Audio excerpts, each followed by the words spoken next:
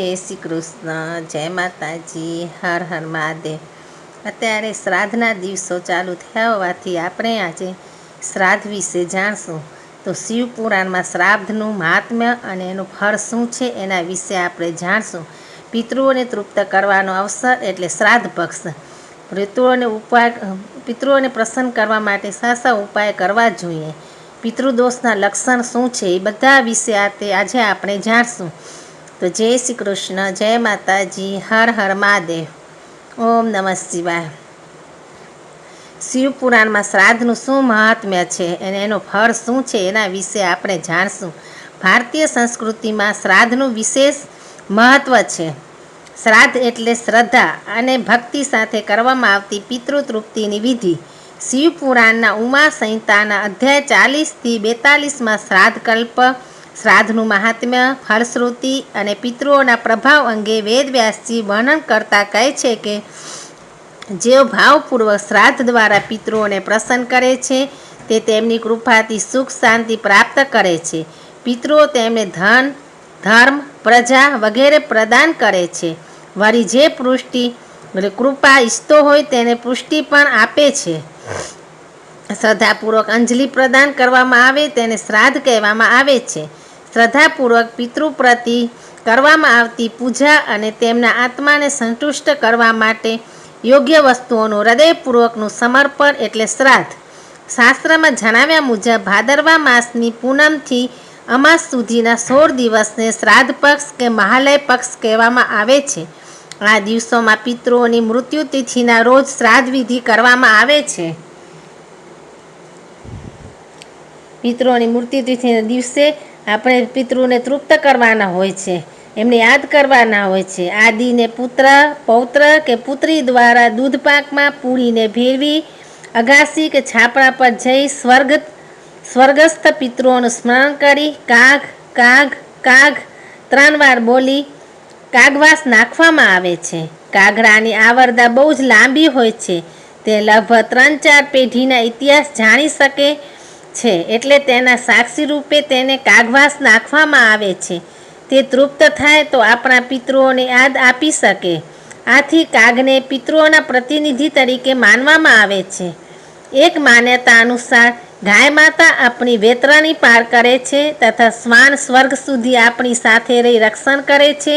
આથી કાગવાસ બાદ દૂધપાક, પૂરી ગાય અને શ્વાનને પણ જમાડવામાં આવે છે. ત્યારબાદ પરિવારના સભ્યો એક સાથે બેસી પૂર્વજોના ગુણો કાર્યોને યાદ કરી સાથે પ્રસાદ લે છે. આ પવિત્ર દિવસે પુત્રો દ્વારા અન્નદાન, ગાયને ઘાસ, શિક્ષણદાન, સેવા, ભક્તિ, કીર્તન કરી પિતૃ ઋણ અદા કરવામાં આવે છે. મત્સ્ય પુરાણમાં ઉલ્લેખ છે કે શ્રાદ્ધ કરવાથી તત્કાલ ફળ મળે છે. શ્રાદ્ધના અધિનાયક પદ પર સૂર્ય દેવતા રૂપે અધિષ્ઠિત દેવ છે. દેવ કાર્ય કરા પિતૃ કાર્યને શાસ્ત્ર એ શ્રેષ્ઠ ગણેલું છે. આપણા જીવનને શાંતિ સુખમય બનાવવા માટે પિતૃઓને પોતાની અનેક સુવિધાઓ, સુખ સગવડનું બલિદાન આપેલું હોય છે. તેમના નિસ્વાર્થ કર્મયોગીઓના ઋણમાંથી મુક્ત થવા માટે શ્રાદ્ધ વિધિ કરવામાં આવે છે. જીવનરૂપી બાગબાન આપણા પૂર્વજો પિતૃઓને સાચા ભાવ, પ્રેમપૂર્વક શ્રદ્ધાથી શ્રાદ્ધ કરીએ. શ્રાદ્ધથી તૃપ્ત થયેલા પિતૃઓ શ્રાદ્ધ કરતાને દીર્ઘાયુષ્ય, સંતાન, ધન, વિદ્યા, સુખ, રાજ્ય, સ્વર્ગ તથા મોક્ષ પ્રદાન કરે છે. આવા પિતૃઓને આપણે વંદન કરીએ છીએ. પિતૃઓને પ્રસન્ન કરવાના કેટલાક ઉપાયો. કાગરો એમના સુધી પહોંચાડવાનો સંદેશાવાહક છે. કાળા તલનો ભૂકો કરી લાડુ બનાવીને ખવડાવો. કાગરો પિતૃઓનું આશ્રય સ્થળ છે. એને અન્ન ખવડાવવાથી પિતૃઓની મુક્તિ મળે છે. રાંધેલા ચોખા, ફણગાવેલા મગ, ગોળ, પાકેલા કેળા અને ઘી એકત્ર કરી લાડુ બનાવીને સૂર્યાસ્ત પહેલાં ગાયને ખવડાવવો જોઈએ. ચંદ્ર માટે ચોખા, સૂર્ય માટે ગોળ, રાહુ માટે મગ, કેતુ માટે કેળા અને ગુરુ માટે ઘી જે પંચગ્રહો માટેનું દાન છે.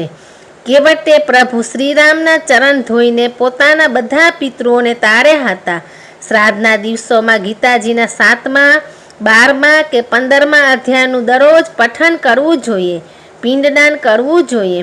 ગાયત્રી મંત્ર અનુષ્ઠાન કરવું જોઈએ.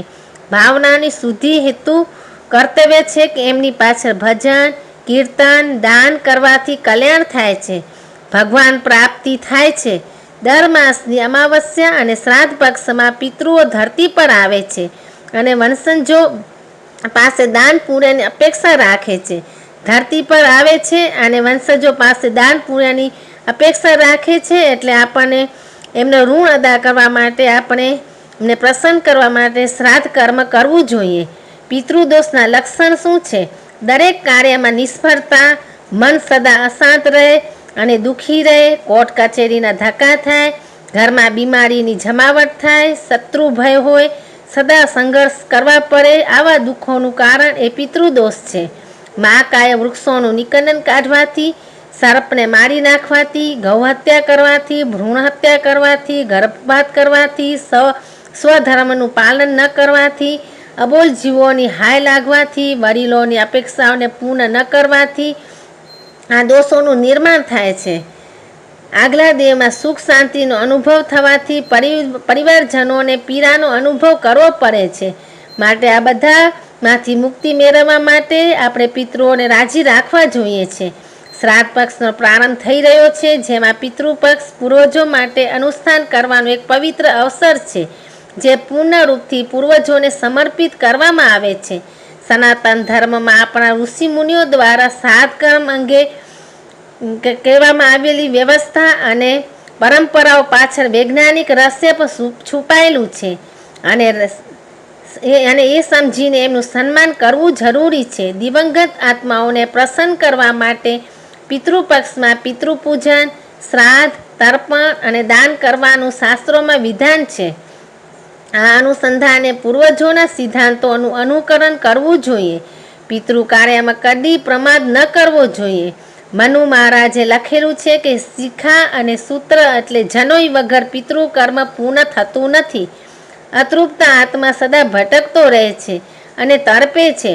પિતૃ દયાળુ હોય છે, એમને તૃપ્ત કરવાથી ખુશ થાય છે, આશીર્વાદ આપે છે. આપણા ઋષિઓ પાસે અમુક સૂક્ષ્મ દ્રષ્ટિ હતી. ગુરુદેવ પંડિત શ્રી રામ શર્મા આચાર્ય લખ્યું છે કે સાત્વિક અને સેવામય જીવન જ પિતૃપૂજન છે.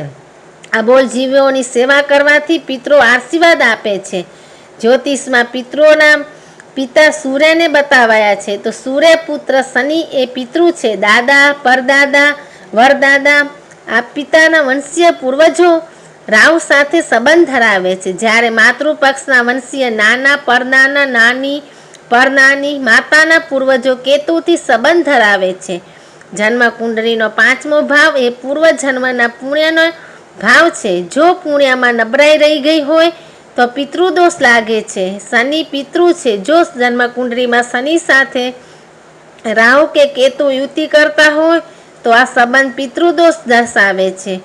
એ એવું દર્શાવે છે કે પિતૃ સાથેનો સંબંધ હજુ છૂટ્યો નથી. શનિ જો રાહુના નક્ષત્ર આદ્રા, સતીભાષા કે સ્વાતિ નક્ષત્રમાં હોય અથવા તો કેતુના નક્ષત્ર અશ્વિની, મઘા કે મૂળ નક્ષત્રમાં હોય તો હજુ પિતૃ ઋણ ચૂકવવાનું બાકી રહી ગયું છે, અર્થાત પિતૃદોષ છે એમ જાણવું. જન્મકુંડળીમાં સૂર્ય તુલા રાશિમાં નીચસ્થ હોય તો પિતૃદોષ છે એમ જાણવું.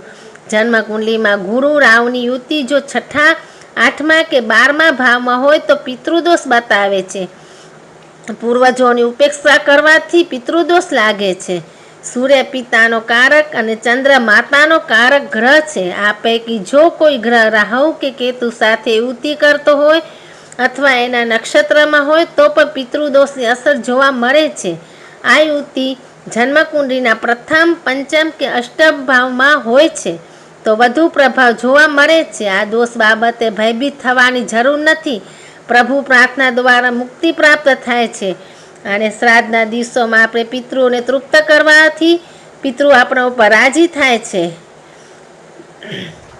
જય શ્રી કૃષ્ણ, જય માતાજી, હર હર મહાદેવ. ઓમ નમઃ શિવાય, ઓમ નમઃ શિવાય, ઓમ નમઃ શિવાય.